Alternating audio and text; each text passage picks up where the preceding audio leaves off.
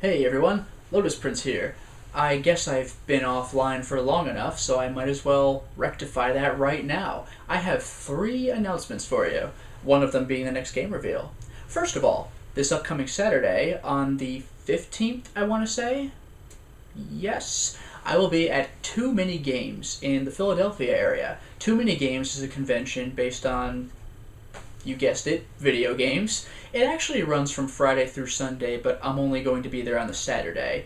The reason is because it's not far enough away from me to justify booking a hotel for the weekend, but on the other hand, it's just far enough that I wouldn't want to make the commute 3 days in a row. So there's that. But I'll be there on the Saturday, so if any of you happen to live that close to Philadelphia or even in the area, who knows? Maybe I'll see you there. The second announcement is the next game reveal itself. On the end of my Amnesia Justine Let's Play, I gave a not so subtle hint that the next game I'd be playing is a Suda 51 game, and a lot of people had guesses as to which game it would be. Technically, you're all correct. I will be tackling all of the games that were guessed, it's just that the next one obviously only has one answer. I'm going to be covering 5 Suda 51 games that I own, starting with Killer 7. That's going to be the next game I play. It's my 51st LP, so we're going to have a Suda 51-a-thon, and Killer 7 is an excellent way to start it off. It's the first Suda 51 game I played. Basic idea, you play as 7 assassins, going around doing cool assassin stuff. I'm not going to get too much in the story, I'll get more on that when the game itself begins, and obviously during gameplay, but that story is convoluted. It would be hard for me to describe right now even if I wanted to. But trust me, the game is awesome.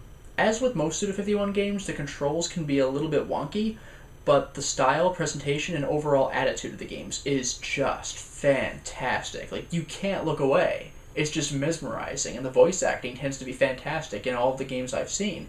So, we'll be going in order. Killer 7. The game after that is going to be No More Heroes for the Wii. I know that there's a PS3 remake. I don't tend to go for HD remakes, with very few exceptions, because if I have the original version, that is, I won't tend to go for remakes, because they don't tend to offer anything new other than a graphical update. There's no real extra content that would justify my purchase. And I don't mean like costumes, because No More Heroes Paradise does have alternate costumes. I mean like an extra mission or something like that, or an extra mode of play.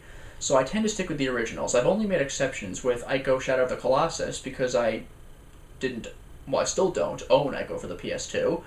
I got the Metal Gear Solid HD Collection, because even though I own Essentials, the HD Collection comes with Peace Walker, which I don't have, and also the full version of Subsistence. For whatever reason, the Metal Gear Solid 3 Essentials version does not have Metal Gear 1 and 2, even though the regular PS2 game did.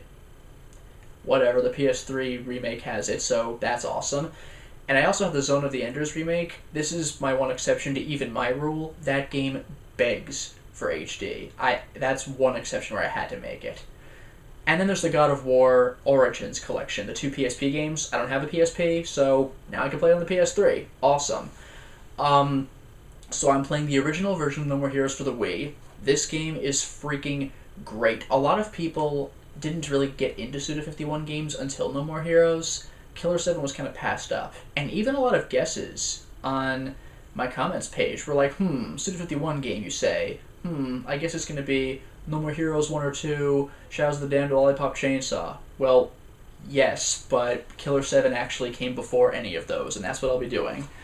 And, of course, to reiterate what I just said, after that will come No More Heroes 2, the sequel to No More Heroes. Again, more description of the game when I get to it. All I'll say is that both No More Heroes games, once again, are brimming with attitude and just general awesomeness. That sounds really corny, especially coming from me, because I don't tend to throw that word around. Like, oh, it's just generically awesome. But the games really scream that they have that vibe about them. It'll make sense when you see them, if you haven't already.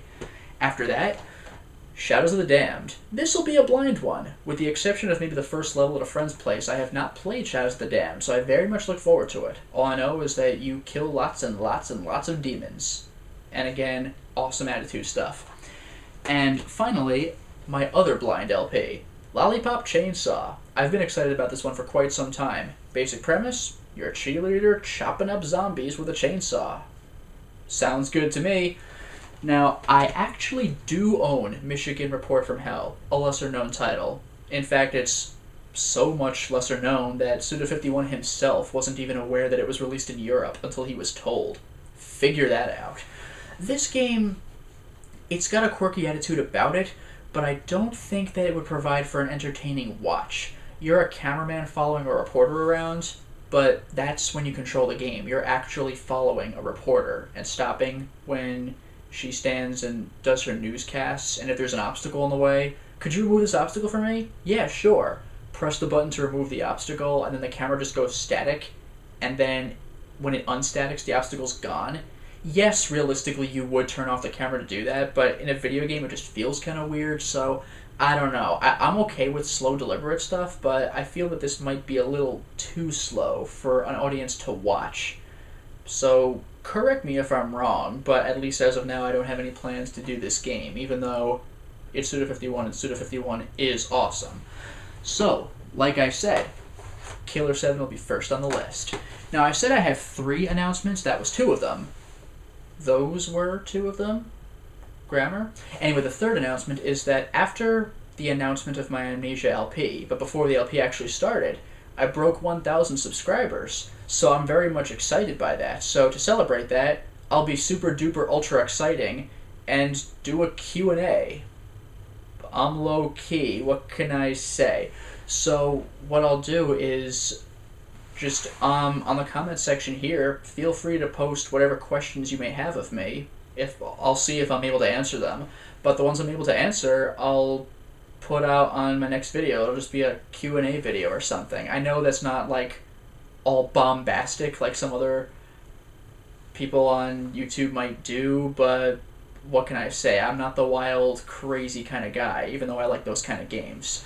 So yeah, consider it an Ask Me Anything, and if I can answer it, then I will. So one more time, I'll be at Too Many Games in the Philadelphia area on Saturday. Next game I'm doing is Killer 7. Expect that in probably about a week's time. And if you have any questions for me, feel free to post them right here. So thank you all so much for watching and for subscribing. Until next time, everyone.